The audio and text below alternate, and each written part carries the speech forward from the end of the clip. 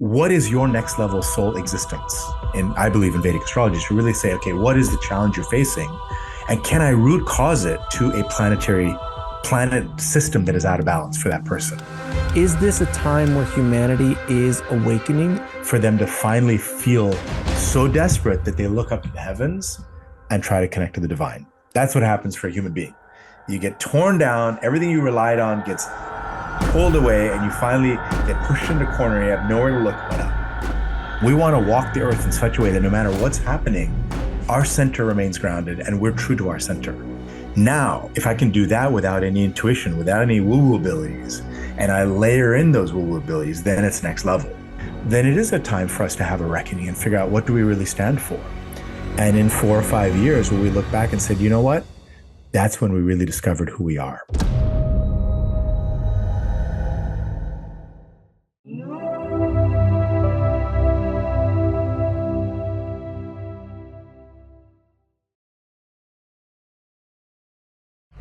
I'd like to welcome to the show Vish Chatterji. How you doing, Vish? I'm doing great, Alex. I'm really looking forward to our conversation. And I was just so impressed with your background. It brings so many things to bear for me. It's almost Oh, like a awesome. predictor of our conversation. Oh, thank you so much. I appreciate that, my friend. Well, we've had astrologers on the show before, but we've never had a Vedic astrologer on the show. In your book, Astrology Decoded, um, the secret science of Indian sages. I'm curious to hear because there's Chinese astrology. There's every culture has a version of astrology, but I'm kind of versed in a bit more than the usual person in Mm. Vedic philosophies, Vedic understandings, the yugas. I read the Holy Science, very difficult. Wow. But it's a deep, heavy text to read. Yeah. But I kind of went down those roads, so I understand it a lot. At least I try to understand it a lot. And I'm really looking forward for you to kind of fill in all the gaps that I obviously didn't figure out yet. So my first question is, I love your background as well as an engineer, which of course leans itself to the woo-woo. Um, when you're an engineer, you hear engineer, you're like, oh yeah, an astrologer. Uh, so what caused you to what was the inner shift that happened to you that led you to make the shift to a Vedic teacher, Vedic astrology, all that kind of stuff? Yeah, it's interesting. I mean, you talked about all these different astrology systems. There's the Greeks, the Babylonians, the Chinese. And I guess yoga is becoming like that, right? There's American yoga is completely different to what Indian yoga truly is. Yep. And, we're talking about like the book, The Autobiography of a Yogi. Was this a book about somebody who was a gymnastics master on a mat? What is a yogi, right? Right, right. And so in America, yoga has become this very physical focused exercise, but behind it, there's this amazing, sophisticated, elegant system for human development. And that's what Hmm. Yogananda was teaching, right? Through Autobiography of Yogi. He was this superhuman developing himself. So Jyotish, which is the Sanskrit word for Vedic astrology, Jyotish means the science of consciousness, science of our consciousness. So it's a system that predates any religion, any system, any one way. It's literally understanding our human consciousness, our human journey, our soul's journey. And it was cognized by people that looked very much like what's in your that painting behind you over your right Hmm. shoulder. Right, there are these ancient rishis, the enlightened sages of maybe 8,000 years ago that would sit in deep states of meditation and start to understand and cognize the nature of our human consciousness. And through those insights, they started to codify a system of how to perfect the human condition, the human soul. And that spawned the yoga tradition, the Vedanta tradition, the whole philosophical system of India, and Jyotish, this understanding of the planets and the stars and how to use those to understand ourselves better. So Vedic astrology is the oldest system and completely integrated with yoga and Vedanta and Ayurveda, the mind body medicine system. And it's a system for us to understand our human condition in a better way. That's the purpose of it. But over time, obviously, now there's Western astrology, just like there's Western yoga. And it developed a system that became more approachable for everyday people and more pop culturally You can be at a dinner party and say, hey, what's your sign? And you figure out what month you're born. You say, oh, this is my sign. And people have a chat about it, right? And it's kind of a Hmm. casual conversation. What kind of yoga do you practice? Oh, I do this type. But then we divorced it from the original sort of rich tradition that it came from and the sophisticated intelligence that it came from. So I started out my life as an engineer. I worked in the auto industry as an engine engineer, like literally designing engines for cars. Then I went to MBA school. I became in the management ranks of the auto industry. I rose up the management ranks. I went into the tech industry, and I was like, it's all about the data. Show me the data, show me the science, show me the numbers, then we'll make a business decision. And if somebody said to me in those days, hey, Vish, I have a friend who's an astrologer, I would have said, I don't believe in that stuff. That's kind of woo. Like there's no science there. I don't believe in that. That's kind of made up. Maybe it's a psychic pretending to be an astrologer. I don't know what it is, but whatever Hmm. they're doing, I'm scared of it. I want to stay away from that. But before, like when I finished my university studies, I went to India to find myself, as many young people do. You strap on a backpack, and I hitchhike across northern India, and I finally end up in the Himalayas at an ashram, a place of yoga learning. And I met a teacher there whose name happened to also be Vish. His name is Yoga Rishi Vishvaketu. And I started learning yoga from Vish and became a student of yoga. So I, came back from my India travels from this ashram, started my corporate career, and every morning I would wake up and I would do my chanting, my oming, my meditation practice, my asana practice, and then I'd go forth to the world and try to conquer and be a corporate executive. So for 20 years of my corporate life, I maintained a daily morning yoga and meditation practice. And at some point, my business career started to have some real challenges. And I went to my old friend Vish, the yoga teacher, and I said, Vishvaketu, Vishva, what do I do? I'm having trouble in my business. And he looked at me, he said, oh, Vish, you do more yoga business, your business will be okay.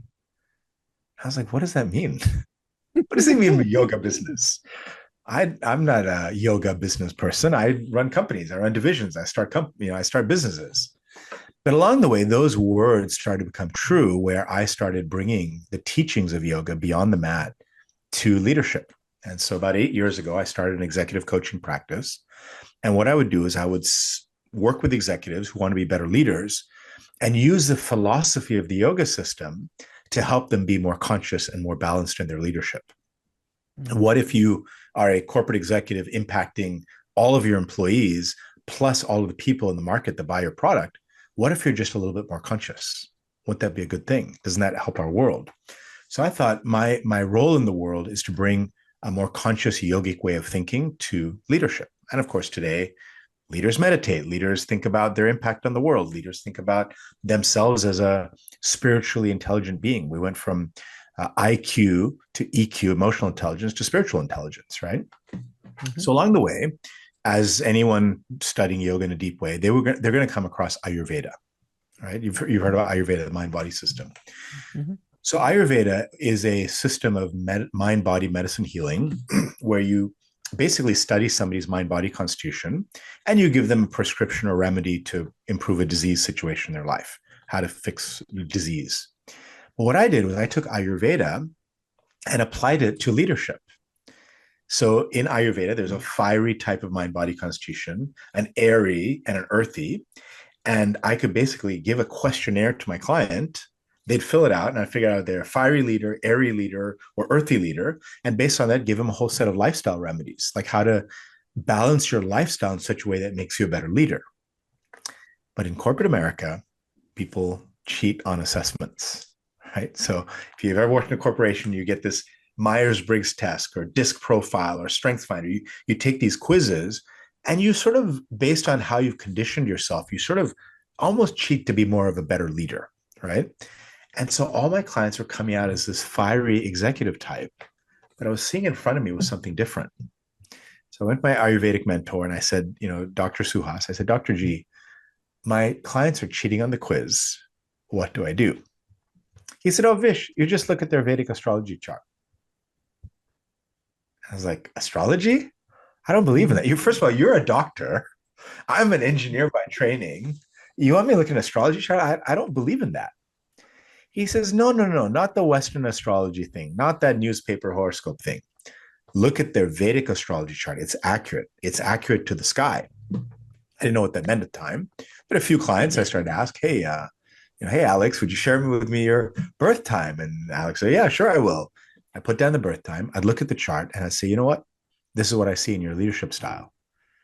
And clients over and over again were stunned. They're like, how do you know this about me? Like, how do you know what I've been trying to hide all these years in my career? And then we can have a conversation about what are the strengths you really want to lean into? Who are you really? And how do you bring that authentic self to your leadership? And of course, then that opened up a whole world. And I started to realize that this Vedic astrology system connects back to the original yoga system that I'd been trained and studied in. And it became in of itself a spiritual path for me.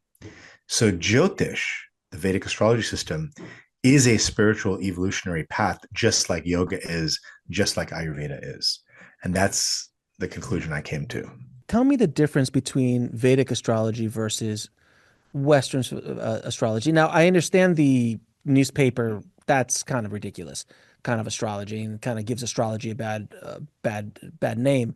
But traditional astrology, meaning Western astrology, when done correctly, is very accurate to from my personal experience, and also having Mm. some guests who follow that kind of astrology, which is exactly what you said. What's your birth time exactly? What's your birth date? And they could just read your chart and just go doot, doot, doot, doot, doot, doot. So is that similar to Vedic astrology, or how does it differ from that version of astrology? Yeah, so yeah, the newspaper astrology or the cocktail party astrology is basically what month were you born, and then there's a Right. sign that you're assigned to, and that's predicated on the fact that the sun is in a certain section of sky with a zodiac constellation behind it. So when they say, "Oh, Mm. your sun is in Taurus," they mean the sun is in the sign where Taurus was in the sky.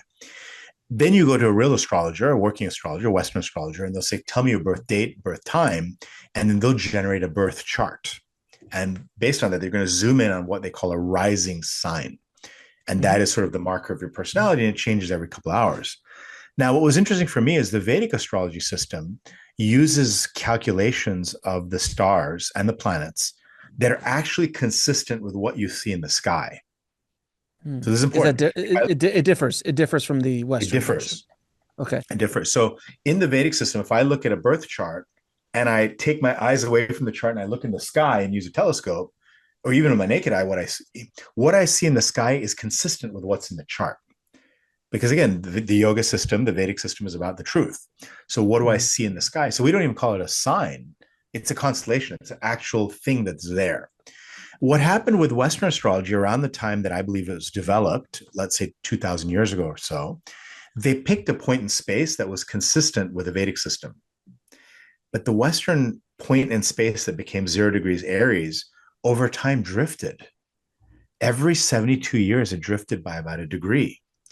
So Mm. here we are sitting today in the, in our time now in 2025, and the system has drifted about 24 degrees of space. So what you thought was your sign is that could be one sign over. So Wow. that's what is tough in the Western astrology. The math to the sky is not accurate to the actual sky, but I believe Western astrologers are very intuitive, and so they use their intuition to sort of make up for the mathematical gap. But as an Okay. engineer, I'm like, let me start with good math first, and then hopefully I can apply some intuition to that and get something even more accurate. So that's, I think, the first thing. Now, some Western astrologers are correcting the math. They're using what's called sidereal calculations, Hmm. and Hmm. they're correcting the math. And what's interesting is for Vedic astrologers, and you're a fan of Yogananda, a student of that lineage, we use a calculation that Lahiri developed. So Hmm. Yogananda's guru, that Lahiri calculation is what many Vedic astrologers use to map to the accurate positions in the sky. Lahiri was credited with getting those positions right for all Vedic astrologers. That's amazing. Yeah, he's also the one that brought Kriya Yoga back. Yes. To just brought it back, period. Brought When it back Babaji, exactly. yeah, when Babaji told him, "Hey, you got to do it." And Lahiri is one of my favorite of the saints because I think it was Ram Dass who's like said, "If you feel enlightened, go spend time with your family at the holidays." And then Yeah. I always said the same thing. I'm like, Yogananda, it's super easy to find enlightenment when you have no kids. It's Right. but Lahiri had children. Yes. And Babaji's like, we want to show people that you can find this kind of enlightenment spiritual path with children, with the responsibilities of being a parent and a family man, and so on and so forth. And a So householder. that's and a householder as well. He was an accountant, if I wasn't mistaken, right, Yeah, Lahiri? I think so. He was, I think I think he so. was an accountant, or bookkeeper or something along those lines back then. But yeah, he's one of my favorite. I can go on and on about Yeah. the same. But that's what I found is in Yeah. India, many of the astrologers are doctors, engineers, accountants, finance people by training. And so they have a householder Yes. existence, but they're also astrologers. And so they really understand the householder condition. Like what are the challenges? Because the yogi sort of runs away into the cave and kind of moves Yeah. away from society. Um, but I believe that a yogi should be part of society. It depends on your timing, right? When is the right time? When is the right time in your life, and when is the right lifetime to really move away from it all? And what Well, astrology yeah, does, it helps us understand that. That's what I found. yeah. It's the thing is that, and I've said that as well, and many have said that um, to go off to the Himalayas for 30 years and meditate in a cave, that's awesome, and that's definitely a path to go down. But in the world that we live in today, we need those yogis to come down from the mountaintops and integrate themselves into society and influence leaders and people of power and start to spread these teachings in a way that is not so monastic as it used to be. But they were also waiting, and it's not just yogis, all mystics in general from all walks of life. They had to wait until society was ready to kind Mhm. of accept and integrate these teachings because you're looking back even when Yogananda showed up doing what he was doing in the early 1900s. I mean, he was basically an alien. I mean, it was Right. essentially having a predator walking around. Not a predator like the alien predator, not a predator. Yeah, people are terrified. I mean, Yeah, the they'd never Western men are seen terrified. Yeah. they never seen a yogi with a turban and the dress and the way he spoke, the way he looked. They'd never seen it. They'd never even heard of India, let alone seen someone from India. Yeah, So exactly. it was very terrifying at his time, and he had a lot of challenges, as did Jesus, as did Buddha, as did many of the prophets and the saints of their day. But in today's world, I think society has now gotten to a place where we're kind of ready and hungry for this information, from the success of what you've been doing, the Mm. success of what we've been doing. There's obviously a hunger. People are very, very curious. Would you agree? Yeah, I think people are, well, there's a hunger, but there isn't a lot of discipline to do the work, right? That's the Absolutely. hard thing, right? So, Yes. you go to the old guru of old times, and they say, okay, do this exercise every day for 15 minutes, stand on this leg, do this, and then you're like, why? You do it for a week, and then at day 7, you're like, why am I doing this? Is this really the right one? Maybe there's a better one. Let me ask this other teacher. Wait, let me try this other style. And you're just sort of jumping around, and you never really make any progress because your mind isn't satisfied. Like at the end of the day, Mhm. as Westerners, I'm Western. I grew up in Hong Kong, but a Western mindset. It's this questioning, like, why is that? Is that the right thing for me? So what's beautiful about astrology for me was it became much more tailor made, like based on my birth circumstance, based on what the stars were doing at the moment I was born. It gives me much more fidelity in what's the right practices for me. So what I find is for my clients, their intellect is satisfied to go on a spiritual path. And these are all spiritual paths. Like yoga is a spiritual path. Jyotish, Vedic astrology, is a spiritual path in and of itself. Just like in yoga, you get overly obsessed with the body. You just work on your asana on the mat and you forget about everything else. Same thing, astrologers get caught up in the intellect, and this planet means this and this sign means this, and they get lost in the intellectual, and they lose the spiritual piece of it. So whether it's a yogi or a Jyotishi or an Ayurvedic Vaidya, either way, you cannot divorce from the spiritual part of it. Yoga has become so corrupted in the Western world. It has divorced itself from the spiritual connections, right? You go to yoga class, nobody's chanting anything. There's barely a namaste at the end. They skip shavasana these days. Like, it's like, what's happened? But Jyotish, because it hasn't been as adulterated, it's still very pure.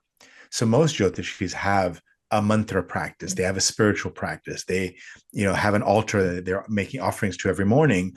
And when they look through the chart, they see the divinity of the deities coming through the manifestation of that individual. So that's where I feel like Jyotish is still quite pure as a system and Mm-hmm. still very connected to the ancient way of things being done. So, what is the spiritual aspect of this Vedic astrology? What, I mean, other than the chanting and maybe an altar, things like that, what are the spiritual components of astrology? Because that's something I have really never run into. Like with astrology in general, it's a snapshot and it's kind of a guide and it's kind of like what's been laid out for you in your soul plan, in your life's plan, are based on where you were born and timing and so on and so forth. But the spiritual concept of the spiritual aspect of that is, I've never really heard of that. So what exactly is the spiritual aspect of Vedic astrology? Yeah, so like you said, the Western astrologer is looking at a snapshot in time, right? They've taken a snapshot and they're trying to help you understand where your mind is at right now. What's your personality? Just what's going on. That's what people want to know. Why am I this way? Right. The Vedic astrology system is much deeper. It goes into understanding what is your soul trying to do. Mhm. Right. So you could say Western astrology is a look at the mind and psychology. Vedic astrology is a look at the soul. And when you get down to the level of soul, we're seeing how does the soul then show up in the personality, right? Because the personality can be corrupted with your ego. The more ego you have, the more you drift from your true soul nature. So the Western astrology, in a way, because it's a seasonal zodiac, it helps you understand where you're at right now.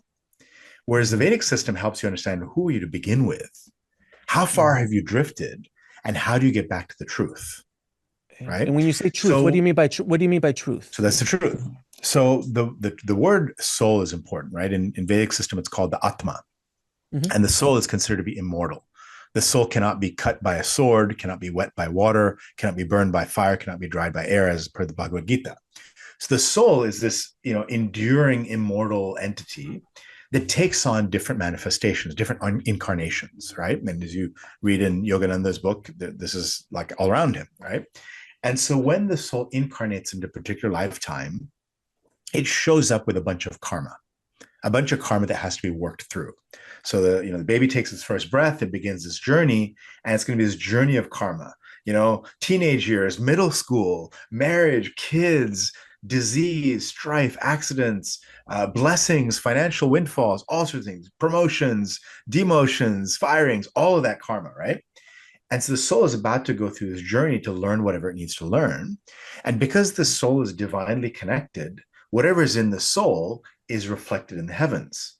In Sanskrit, we say, Aham Brahmasmi, means I am the universe. So when you incarnate and you take your first breath, if an astrologer can paint a map of the heavens and look at the stars and planets, we're basically getting a reflection of your soul. And what is your soul trying to do this time around? So the Vedic astrology chart is basically a map of karmas that you will face in this lifetime based on whatever you've done in previous lifetimes. And so then you're like, oh man, I got this roadmap, I got this syllabus, this lesson plan of what my life is going to be. But can I do anything about it? And that's where yoga comes in. Yoga is one of the ultimate remedies to purify karma.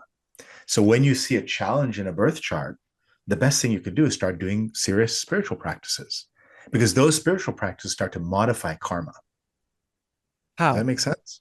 How does it So modify let's say karma? somebody has a very aggressive Mars in their chart, and Mars is a planet of violence and war and conflict and accidents, right? So you can see the person has a strong Mars. The person is likely going to be accident prone, right? Okay. The more temper they show in their life, the more rash and aggressive they are, the more chances they're going to get into some kind of an accident. And it happens. Like people are like, oh, I was rushing. I wasn't thinking I hurt myself, right? Hmm. That's a Mars energy. Well, how do we calm down Mars energy, right? Mars is a planet that needs to be cooled down. So if that person does some cooling activities, that person, let's say, goes to anger management training, some kind of therapy to understand where their anger is coming from, that automatically is going to reduce his Mars energy, which will automatically reduce the chance of that accident. Now, from a yogic point of view, Mars is in Ayurveda is called Pitta. If they eat a cooling diet that cools their system, automatically the Mars energy will come down and they'll start to have less of accident prone. Or from the Vedic astrology side, You tell them start worshiping a fierce deity, right? Like Hanuman, very strong warrior. You start singing Hanuman Chalisa, and you're starting to attenuate that Mars energy, which reduces that karmic load that you had of an aggressive Mars, and you won't have as many accidents. So we're trying to attenuate these energies through Ayurvedic practices, lifestyle choices, yogic practices, spiritual practices, all of those things. Because at the end of the day, we're here to manage our karma. You have karma, do something about it. Mitch, I have to ask you, you coming from a place of an engineering, very logical, very, and I know many engineers, have engineers in my family. They're very like math. Everything Yes. has to fit in a certain little thing. They're wonderful, wonderful people. But how did you wrap your head around all of this? You're talking about karma and burning off karma and lightening it. And there's this, what's in the stars, and this is my birth chart and all that. How did you wrap your head around all these woo-woo concepts with an engineering and scientific background? Like, what was the thing that convinced you that this wasn't just a whole bunch of, snake oil, essentially? Right. Yeah, it makes sense. So I think the first thing is that as an engineer, I love to solve problems, right? Like Mhm. that's what engineers get high on. So to solve a problem, first you have to understand what is the problem, right? So you're driving down the road in your car and there's a rattle, right? Is it the engine? Is it the ball joints? Is it the suspension? It's the You go to the breaks, right? mechanic, they're fixing the suspension, but it turns out to be the brakes. So you got a root Right. cause, right? So first you got a root cause. And so a lot of the problem solving technique of an engineer is let me get to the root problem. And like in Toyota and the assembly line, they used to ask 5 whys. Something breaks, they'd say, why did it break? Why did it break? They'd ask 5 times to get to the root of it. So that kind of inquiry is very important. And I believe in Vedic astrology to really say, okay, what is the challenge you're facing? And can I root cause it to a planet system that is out of balance for that person? So root causing step one. Then in car mechanics, you fix something. You're like, okay, it's the ball joint. I figured out it's a ball joint. I need a new ball joint. I need to stick it in there and repair it, and hopefully it'll be better. And then when I put the new ball joint in, if the rattle's still there, I know it didn't work. The rattle's gone. I know I got the right problem. So that mindset applies to astrology, where somebody would tell me an issue they're having. I would root cause it from the planet, tell them to do a remedy for that planet. And 3 weeks later, I'd say, hey, has the problem improved? And they said, oh my God, this shifted. So when they would say, yes, it worked, I just got a feedback loop that this woo-woo thing of this planet connecting to this person's problem, something improved. But maybe I just got Mm. lucky. Right. Maybe I just got lucky. So then it happens for somebody else and somebody else. And now, like after 50 people have told me an issue, we've root caused it. And out of those 50 people, I gave them all these remedies. And 40 of them, things really shifted in their life and improved. And I'm like, wow, that's a pretty good, this system's working. So in a way, as an engineer, I'm constantly checking, am I making this up? I don't know how many times in a reading I'll say, am I making this up? Like something happened to you back in 1995 and it seemed to be like sexual in nature. And I don't know, I'm hearing myself, I'm making this up. And the person will be, oh my God, how do you know about that? I never even told my therapist about that. And I'm sitting there going, how did I know that? How did that happen? So you start to get this almost feedback loop that says, you know what? There is some logic here. There is some science here. There is some system. It's just we can't measure it because there's so many variables, right? There's the planets, there's the sign, there's the person, but what are they doing about it? Like people, human beings, we make bad choices, right? We Right. don't always try to improve ourselves. So it's basically very evidential. Like that's how you basically got sucked in, as you say, into Yeah. this world is that you just continuously got feedback like this is working. I don't believe it, but let me keep trying. I don't believe, okay, well, it's obvious there's something going on, and you just kept testing it as a good engineer would continue Yes. to test the structure to see where the faults were, to see where Exactly. the structural integrity is it solid, and you just kept testing and testing it to the point where like it's solid, it's working. And can it be replicated? Because when I started my astrology work, I didn't have the intuition that other people have, right? So, you go to a Western astrologer and they're not only looking at the chart, but they have this incredible intuition. So they're adding things up and they're coming up with these incredible insights. I'm an engineer. I just need the data. Like I want this to work. I want to be able to look at your chart without applying any intuition and make an accurate assessment of who you are. Now, if I can do that without any intuition, without any woo-woo abilities, and I layer in those woo-woo abilities, then it's next level. And that's what I believe, like a solid Vedic astrologer has this accurate playing field in addition to their intuition that makes it remarkable. And that's why there's this sort of ability to really predict things to a date and a time in somebody's chart in the Vedic system. Very, very powerful for predictive, but also very powerful for remedial. What can I do about it? All right. You're saying, somebody's saying, look, I've been trying to have a relationship. Every relationship I get into is a disaster. They never last more than a year or two. What do I do? How do I improve my relationship? Please, Vish, I want a partner in my life. And then I'll look in their chart and I'll say, oh, well, partnership is usually Venus. Venus is love. Oh my gosh, their chart has some challenge with Venus. It's low in degrees or it's impacted by another planet. They've got a problem with Venus. They're telling me they have a problem with Venus. I'm seeing a problem with Venus. Let me tell them to start doing some Venus remedies. Now, for instance, start worshiping a female goddess, a beautiful, gentle female goddess like Lakshmi. Start worshiping that. They start doing some mantras. They start doing some practices. Randomly, quote unquote, randomly, they meet somebody a few weeks later. I'm like, well, how did that happen? Or they say, Vish, I'm not really comfortable with this whole Lakshmi thing. I don't know Vedic Indian system. Oh, you grew up Catholic. Okay, well, what about going to church and lighting a candle to Mother Mary and doing a round of Hail Marys on your rosary? Oh, yeah, that's what I grew up with. I'm okay with that. They do that. Same energy. So that's the thing is, I'm, as an astrologer, looking at energetic patterns and trying to adjust certain energies that are out of balance in that person's life. How you adjust those energies, pick a system. It doesn't have to be the Indian system. Pick a system. They all lead to something. That's what I was going to ask you. Is like, well, a lot of people might have a problem with mantra chanting and that kind of stuff, but you're absolutely right. If you're doing prayers to Mary, the energy is that the intention is the same. It's just the wrapper that you were brought up with, the programming that you were brought up with. That's what you're just comfortable with, and same goes for every other walk of life. So if you can take the ideas of what you're learning in Vedic astrology and apply it to your own system, it could work for people who have a problem with going down what we just talked about with like the chanting and this, Definitely. or praying to a Hindu god. They might like, I don't feel real comfortable talking to Vishnu. But I That's do right. feel comfortable talking to Jesus or Yeshua, or Buddha or something along those lines. Exactly. Exactly right. So I think there's a combination of energetic shift and placebo effect taking place. So Hmm. in a remedy, you start, let's say, praying to Vishnu. There's a placebo effect and an energetic effect both taking place.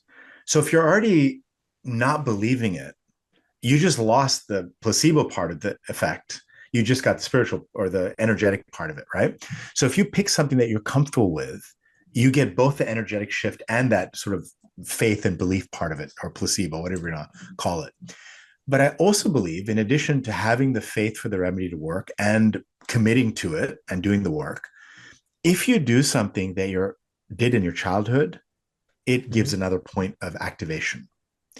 If you do something that your ancestors used to do, it's even more powerful, right? So if 5 generations of your ancestors all did this similar kind of ritual, and then you don't do it anymore, and you want something to fix in your life, when you do that ritual, you have a multiplicative effect, more than adopting somebody else's. Why? Why is that? It's, so there's in astrology, the principle is Rahu and Ketu, which are these very powerful activating points. But when you do something that's been done for generations, it's like the energy signature is already there. Like I had a client who was Italian and knew that his ancestors worshipped the Romans. The ancient Romans worshipped these deities, the planets. So I'm like, Mm-hmm. just do that because it's in your DNA. And those Roman gods are sitting there twiddling their thumbs, going, God, everyone forgot about me. Nobody remembers me. And then you just all of a sudden show up and you're like, and then the Roman god is like, oh, yeah, you're one of mine. Like, I remember your grandfather and great grandfather and great great grandfather used to do this. Now you're doing this. Okay, I'm going to give you a boon. So there's sort of this tapping in to forgotten traditions that were of your lineage and ancestry that really activate in a big way, more so than if you adopt somebody else's. So I would always say combine, like do always honor your traditions with whatever you're adopting in your own life. when you said that, you start praying to the Roman gods, the planets, like that thing, and they're just sitting around twiddling their thumbs. A lot of us thinking about that, and this is where I think there might be a stumbling block, and I'd love to hear your thoughts about it. Going back, let's say I'm Greek and I'm gonna go to Zeus. Okay, I'm Yeah. going to pray to Zeus or Aphrodite or any of the thousand. Yeah. They almost gave the Hindus a run for their money with the amount of gods they have, though Hindus still Yeah. still are the kings of the amount of But they gods. just have a lot of gods, but big lines, very long lines. You want to talk to Vishnu, get in line. Exactly, Zeus, the very line's not very that busy right now. right. My point is, when we think about Zeus, we think about a deity that was basically conceptual, not a human person, not like, Jesus was someone who walked the earth. Buddha was someone who walked the earth. Yogananda was someone who walked the earth. Where Zeus is more mythical, more story. There's nothing there. So if I would to pray, let's say I'm Greek and I start to pray to Zeus, is it to the energy of a Zeus because there wasn't an actual Zeus on a Mount Olympus, or am I just overthinking it? It's such a great question, Alex. So in India, many, many deities, right? God, I mean, In I mean, Hinduism, what is it? It's like 5,000, something like I that. think it's like 10,000. 30 million. I mean, there's so many. There's It's one for crazy. Yeah. everything. Yeah. There's one for everything. But how many gods are there in Hinduism? Yeah. Is it I don't. polytheistic or monotheistic?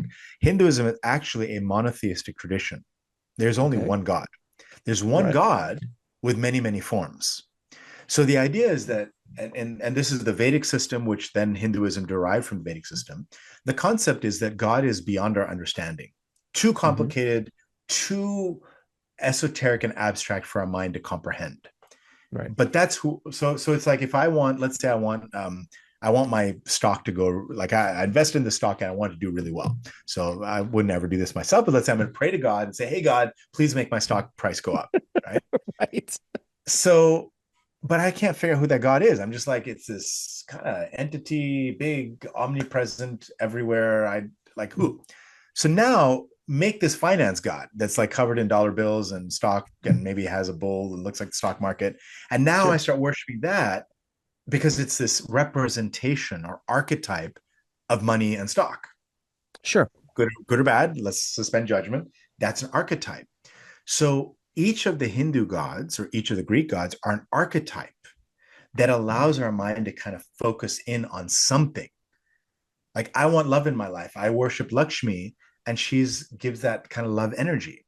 So when you worship the deity, you're using the deity as a stepping stone for your mind to concentrate, but eventually you go beyond the deity. So even if I worship Ganesh, when I Uh, worship Ganesh, the goal is to go beyond him and realize he's just a form. Beyond him is the true without form.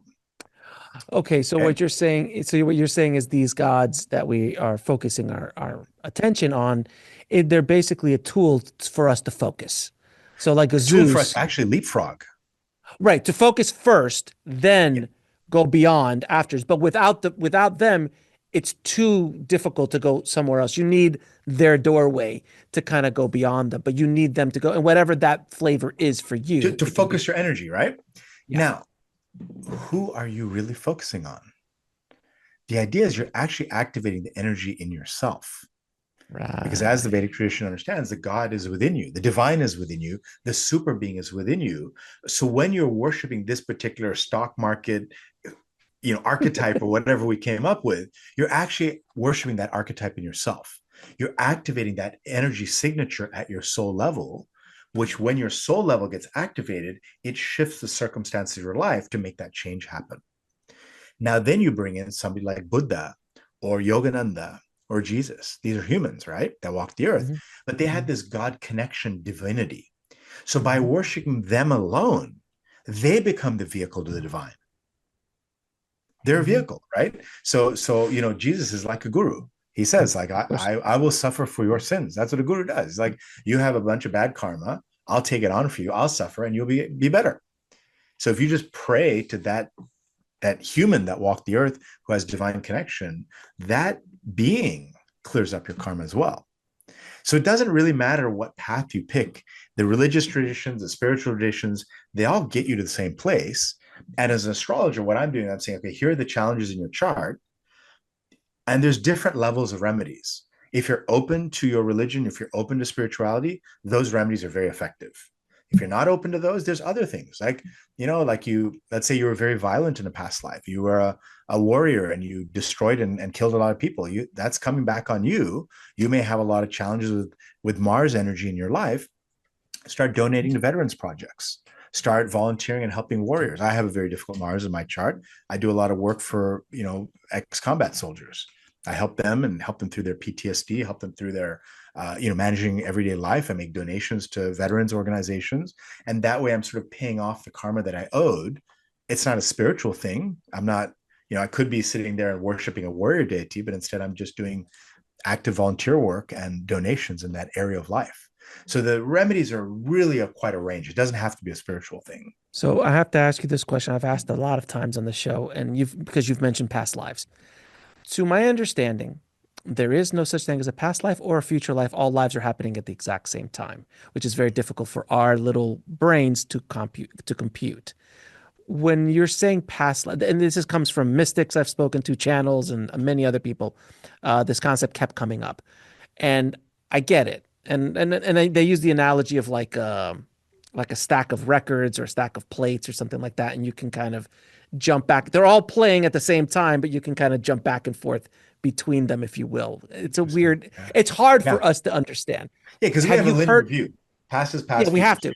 It's a line. Yeah, there's a. That's yeah. We have to have in our minds, there has to be a beginning, there has to be an end, because that's all we know. When we hear the concept of God, like he's always been, or it's always been, source has always been and will never not be. Your soul has always been and never has. There was no creation of the soul. The soul has always been. This is just a different expression of it, and so on and so forth. So have you heard of this? Everything's happening all at once. And if you did, how do you wrap your head or your engineering head around it? Well, I mean, first of all, is your past life happening right now, or is it happening in the future? Has it not happened yet? That's also not known, right? Right. And your future life could have already happened. So you don't quite know.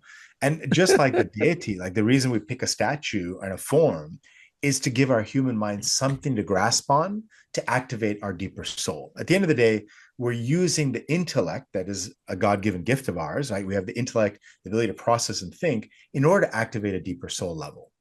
So same thing with lives. If I say, hey, in your past life, this happened, your mind can kind of wrap around it and understand, therefore, this life, I have to do something about it. And at the end of the day, we're talking about this life right now. Doesn't matter if the past life is happening simultaneously, if it's going to happen in the future or it happened before, it doesn't, because the remedy of what you have to do is right here and now.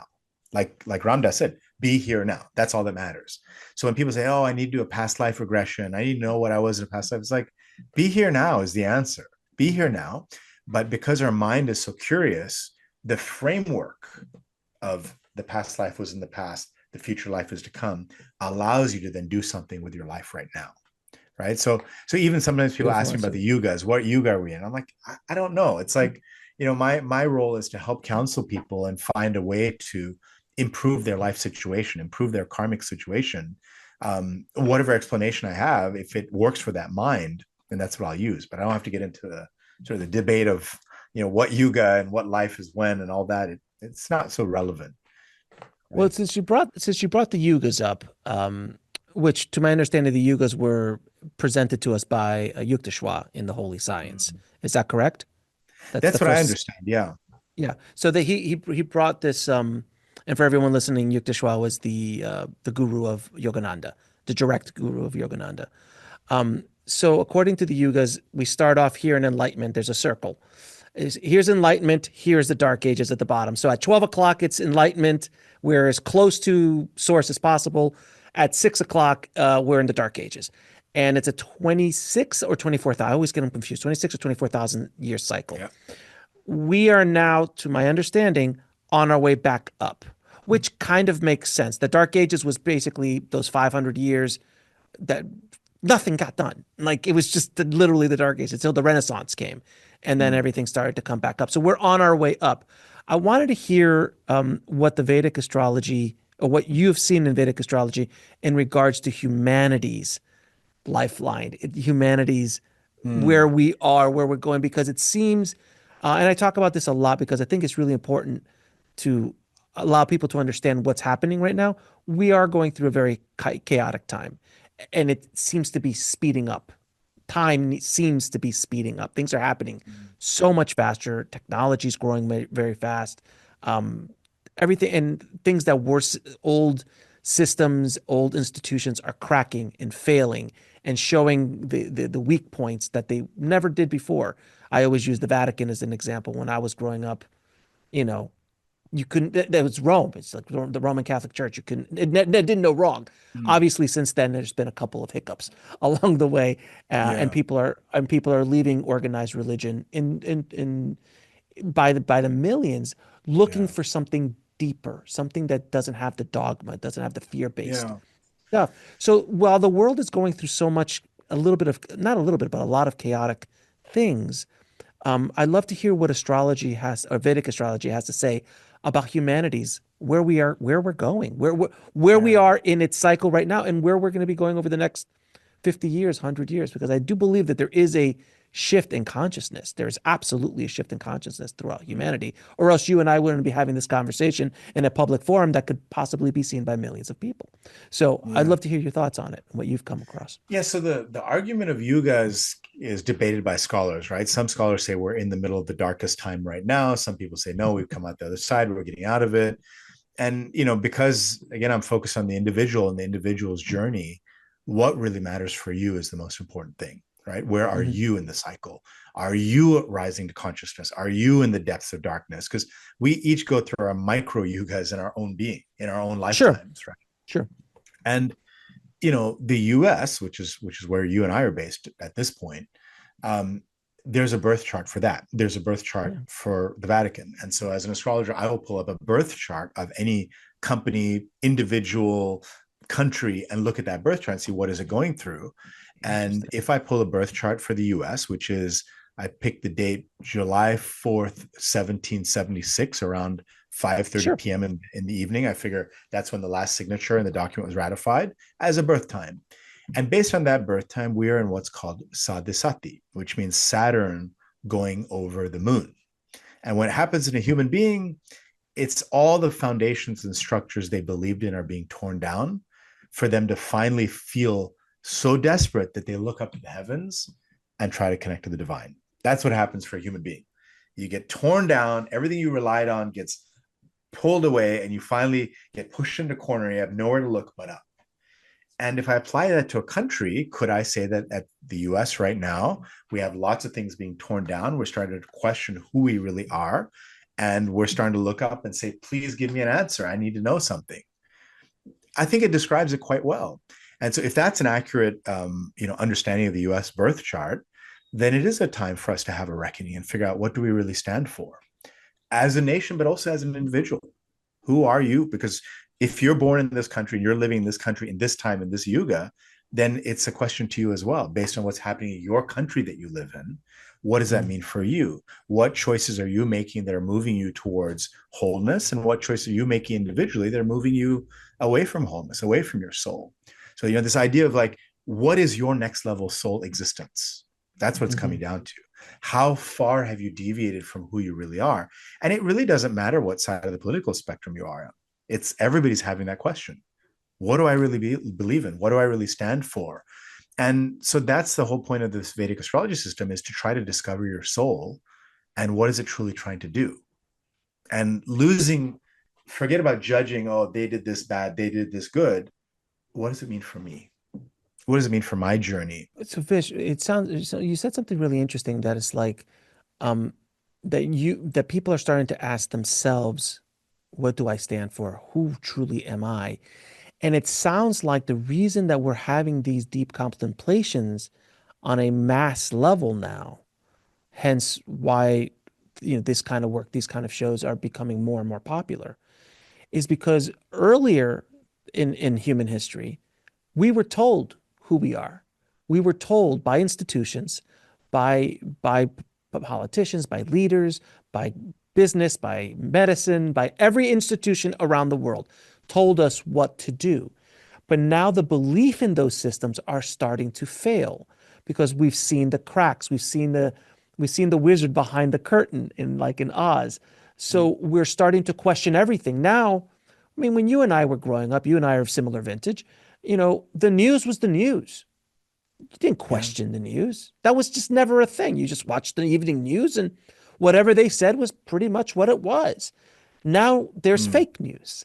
There's skewed news. There's skewed mass media, even Hollywood films, even music, even books.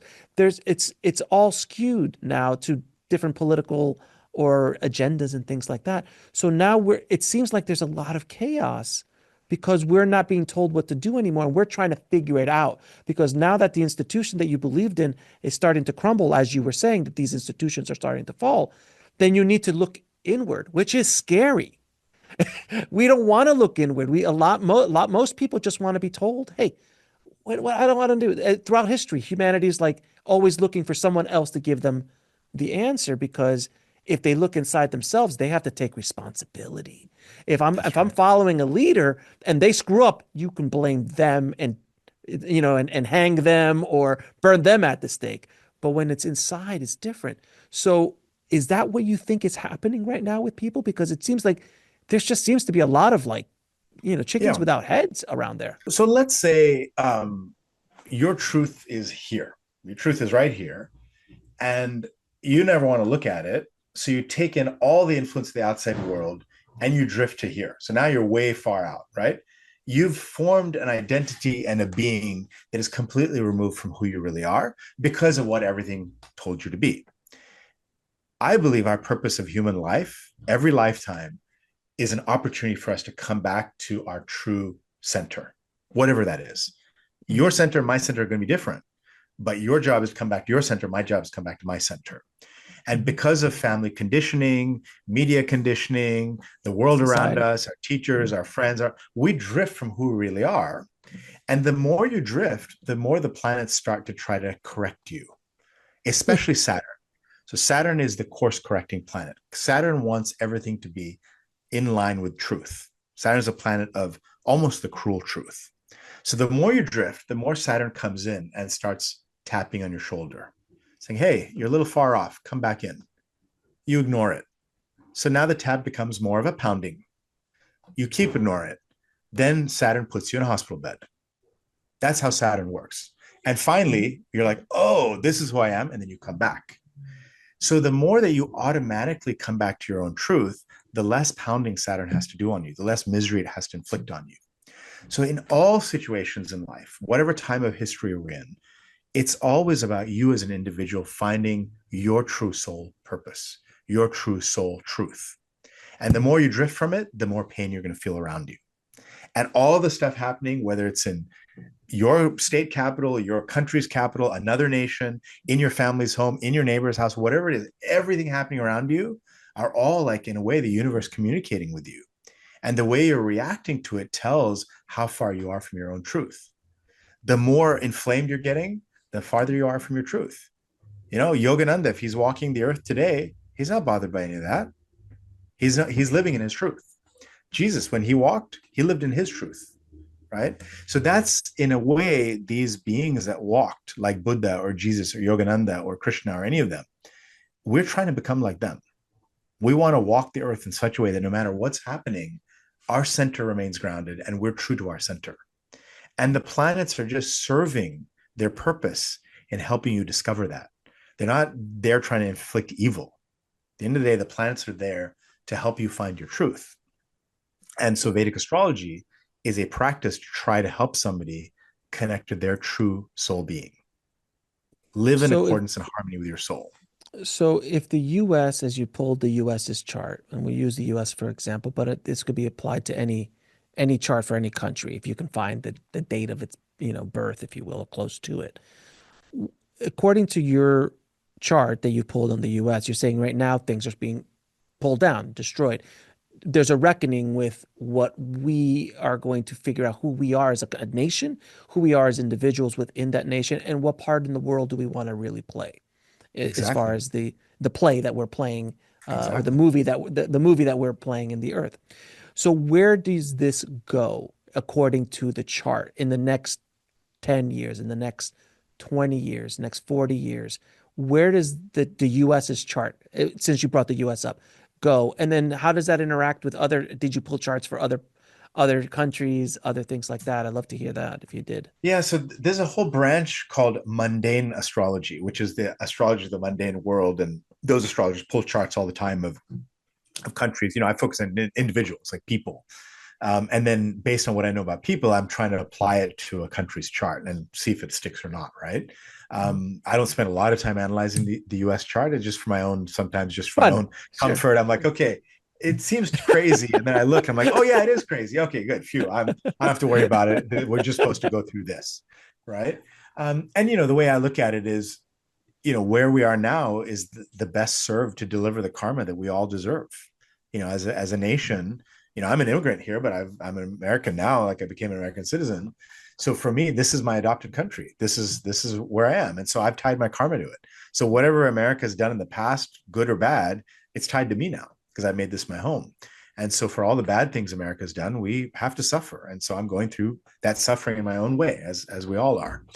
But when I look at the US chart, this Sadhusati, this Saturn over the moon, when it's happened for people, I remember this client I had who kind of the first Sadhusati I really zoomed in on. And I said, wow, February of 20, I think it was 2016 or 17. I said to him, you're going to go through some really, really trying times. It's going to be some challenges. How are you going to stay sane through it? How are you going to stay happy through it was the question I'd asked him. And he didn't believe me, but he came up with some things. I like to do this for fun. I like to do this for fun. So I put him on some homework to do all these fun things for that amount of time so he can get through the period. And I never heard from him again. I was like, I wonder what happened to the guy. 2 years later, he shows up, and 2 years, about that span of that crazy time. He said, you'll never believe it, Vish. My wife served me divorce papers on the date you said. She kicked me out of the house. I became homeless, and my job fired me all within the same 3 weeks. And I literally didn't know what to do with myself, except for that list of fun stuff that we came up with. And that's what I leaned into. And that's what got me through the time. And I thought, that's horrific. You lost your home, you lost your wife, you lost your job, you lost everything. That's got to be the lowest, crushing. And then he said to me, yeah, but I looked back and it turned out that it was the most powerful time in my life where I really found myself. And that stuck with me. It's like he had to go through that pain to find himself. Is that where we are as a country now? Do we have to go through some pain now? And in 4 or 5 years, will we look back and said, you know what? That's when we really discovered who we are. Maybe. Isn't that what happened during World War II? Like we decided as a country who we were going to be before, after, before, during, and after World War II. I mean, the power of the United States was based around winning and winning World War II. And Yeah. all the things that we established around the world, the petrodollar, all that was created basically because we Yeah. won. Yeah. And we were the great liberator and all that stuff. But we decided that was a very tough time. A lot of lost lives and the greatest generation and all that kind of stuff. But Yeah. that was a turning point for the US, as was the Civil War, as was the Revolutionary War. These were moments in time that we were challenged as a Yeah. nation. Yeah. And I think I think we're ramping up. I don't think it's gotten as bad as it's gonna get. I think we're Mm. ramping up for a Yeah. little bit of trying times. Would Yeah. you agree? I feel like the peak of it was actually around COVID time, based on the chart. Around that timing was Okay. really the peak, and we're sort of coming down from it. So, it's hard to say because what do we see on the news? Is it how accurate is it? What is the rhetoric, and what's really the truth behind it? But from an astrology point of view, I think we're on the just past the peak and hopefully improving. I'm a little bit more hopeful than that, but I it hope is it so is too, trying. brother. But I I do. feel hopeful. And the US also has a very blessed chart. It is a very blessed land. It's a very blessed nation. And I think that, in the long run, we're moving towards good. In the long run, we're moving towards, where Sagittarius rising is the chart that I have, which is ruled by Jupiter. And Jupiter is a very powerful, benefic planet that is a good, generous, kind planet. And I think we'll move towards that. But, it's a correction. It's like you have to think of the long span of time. Like, what will things be like in 20 years? What will things be like in 10 years? Right now, Mhm. we're just stuck in what's it going to be like next week? And that's Well, that's I not where mean, you want to listen, be. Listen, right now, I mean, 2025 started off with a hell of a bang already. So there's a Yeah, lot of stuff that happened in January, and it's you're like, holy crap, this just started. This year yeah, just started as of this yeah. recording. So we're like really interested to see where it all goes. Um, One thing I wanted to ask you about humanity's awakening of consciousness. Mm, What is, from your studies in the Vedic traditions, is this a time where humanity is awakening? Is that it is raising its consciousness as if you go with the yugas, we're moving towards a higher level of consciousness, hence why we're able to access so much more technology, much more knowledge. The internet's connected us like this. I mean, this is pretty magical. If either of us would have told this story to ourselves when we were 10, we were like, you're out of your mind, or this, for that's God's sakes. right. That's right. It would have been sci-fi complete. But look, this is Yeah. the world we're in. So we're accessing a lot more information now, and I think we're becoming more conscious, but I'd love to hear your thoughts. Right, but the consciousness is also susceptible, right? So, technology is the domain of Mercury and Rahu. These are kind of the two energies. And, Mercury is a teenager energy, so it doesn't always know what to do with its knowledge and information. Like Jupiter is the wise teacher that has the wisdom, but may not be very tech savvy. Mercury is very tech savvy, has a lot of information, but not a lot of wisdom. So, and that's kind of where are we raising consciousness becomes the question. And the story, and Vedic astrology is full of mythology. And the mythology was that Jupiter ran an ashram, a learning center, and Jupiter was kind of the guru, the teacher. And his wife kept saying, "Hey, come, let's make love." And he's like, "No, no, I don't have time for that. I need to do my rituals. If I do all the rituals, then our marriage will be fine." So she kind of like got bored of him and ended up eloping with the moon. So the moon and Jupiter's wife eloped, and they had a kid called Mercury. And Mercury was a really bright, shining, smart kid, but this illegitimate son of Jupiter. And so when they returned to the ashram, Jupiter was very upset. But he found the boy so charming, he adopted him and said, "You know what? You can be my own son." Because the moon, who was the guy who had the affair, already flipped off to the next relationship. So we always remember that Jupiter and Mercury is like an adopted son of Jupiter.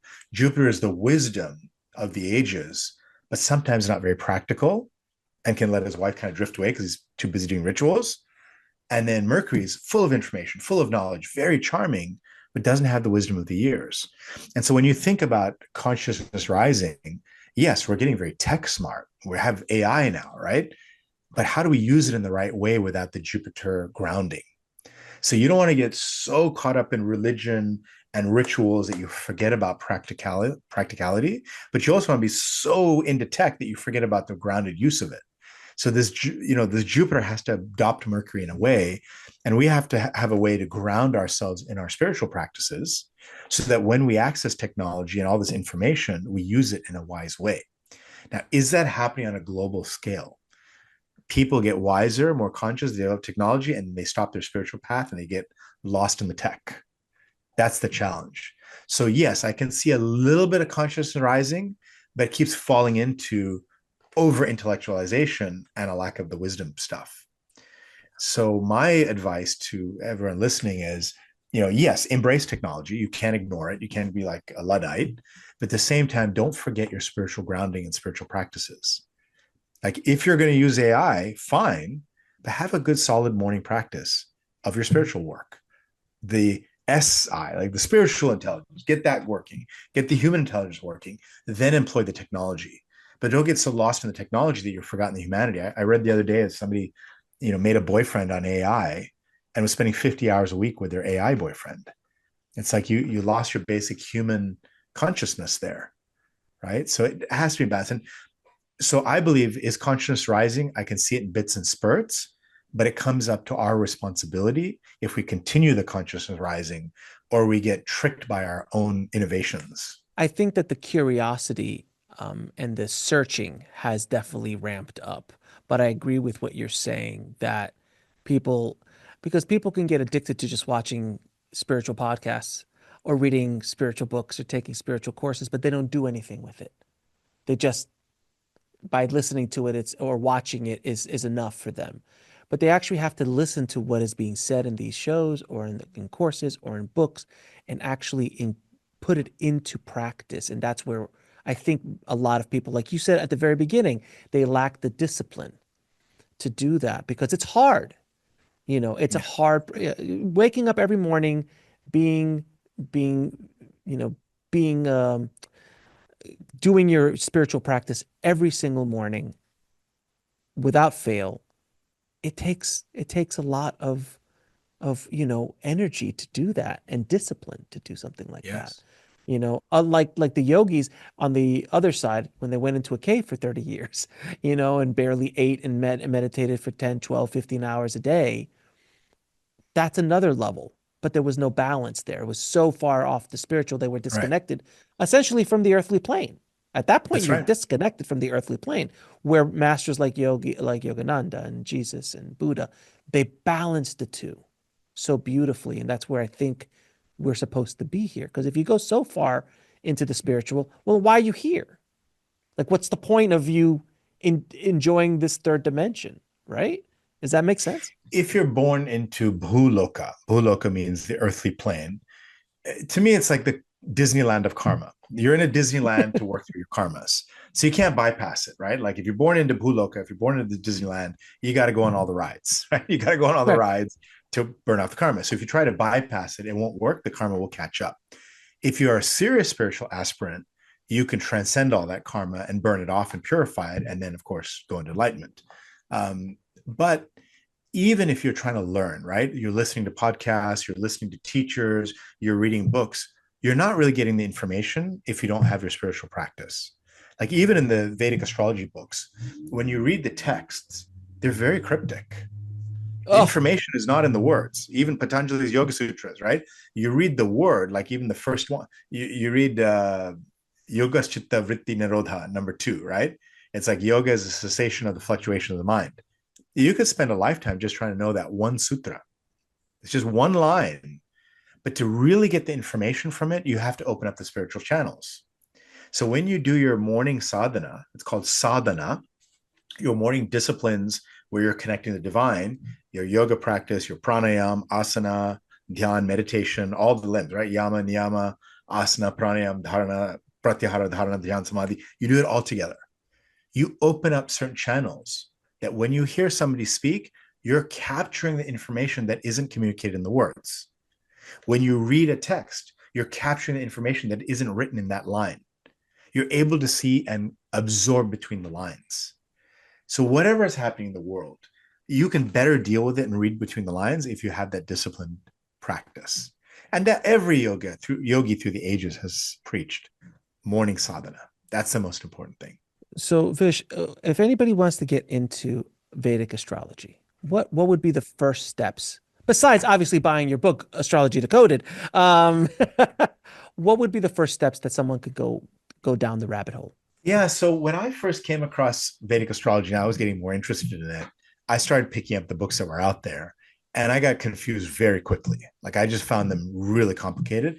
And even when I started having clients ask me, "Hey, how do I get into it?" And I'd give them, the beginner book, they'd be like, "Oh my God, this is too much. Chapter 1, I'm lost." So my goal with Astrology Decoded was to put a book out there that is really an on-ramp, a basic understanding of how to just dip your toes in the water. So I just covered the basic, here are 9 planets that we use in Vedic astrology, and here are their personalities. Mars, the fiery warrior, Saturn, the disciplinarian, Mercury, the technology whiz. Understanding those planetary energies is the first step. And then noticing how they're showing up in your life. Right. So my assignment would be read about each planet and then notice, oh, there's this really techie person come my life. That's Mercury. Oh, this really angry person, red face. Okay, there's a Mars energy. Oh, there's somebody who's very full of love and harmony and one's, okay, that's a Venus energy. So notice these energies showing up in your life. Oh, there's a wise teacher speaking. It must be Jupiter energy speaking, right? Then in my book, I get into the signs, which are just expressions of the planets. So Sagittarius is one expression of Jupiter, Pisces is another expression of Jupiter, and that becomes a little more subtle. So it's about observing the world around you and noticing the planets are constantly playing with you every step of the way. They're always there, showing up in different ways. Then if you start to feel like, okay, this is working, this is communicating, you can obviously pull your chart, right? I have a chart calculator on my site, vishchatterji.com. You just put in your birth info and it'll generate a birth chart for you. The accurate position to the sky, the real positions in the sky. And I'll tell you, this is your rising sign. And this is the planet that rules your rising sign. That planet becomes the most important thing for you. Start to honor that planet. I've got a bunch of remedies in there of things you should do. Like if Saturn is the ruler of your chart, you must be walking every day. Saturn likes slow walking movement. If you have Mars as the ruling planet, start doing exercise every day, vigorous exercise, simple things, right? So just start to develop a relationship without getting lost in intellect and this sign means this and this prediction this. Start to like develop a relationship with this family of karmic agents. Beautiful, beautiful. Now I'm going to ask you a few questions. I ask all my guests. What is your definition of living a fulfilled life? I would say living in alignment with your soul karma. So you could say your soul karmic blueprint. So when you understand your astrology chart and you live to that, you start to find fulfillment automatically. And you can do that either by understanding your chart and living to it, or just doing yoga. If you're truly doing yoga in its full sense, you automatically get there. You don't need a chart. That's the point. If you had a chance to go back in time and speak to little Vish, what advice would you give him? I would say don't worry about it. So don't worry about it. Don't worry so much. Don't sweat all the details. Don't sweat the small stuff would be one of the things I would say. And the other is everything that's happening to you is happening for a reason. It's all moving in the right direction. Don't let it trip you up. How do you define God or source? Beyond definition. What is love? God. And if you could ask God or source one question, what would it be? Would it be a question or a request? Go for it, either one. The request would be to just be more apparent every day, every moment. That would be the request. Can you be more apparent and more obvious every moment? And the question would be, why aren't you more obvious and more apparent every moment?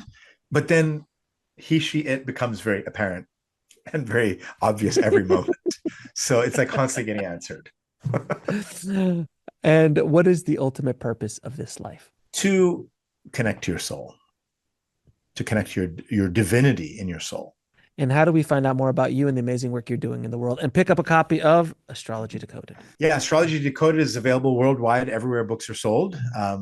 You can also go to vishchatterji.com, VISHCHATTERJI.com. And there's links to the book. There's links to calculate your own chart. And if you want to find me, you can find me through there. Vish, it has been such a pleasure talking to you, my friend. I had a ball talking to you. I learned a lot about Vedic astrology today, and hopefully this will help some other people go down the road of Vedic astrology and help them awaken and find what they're looking for. So I appreciate you and everything you're doing to help awaken the planet, my friend. So thank you again. It was a pleasure, Alex. I love this conversation with you, and I'm sure by now you understand it is fully a spiritual system. To your question. Yes, thank you, my friend. Thanks for watching. Click on one of the videos below to continue your journey, and don't forget to subscribe.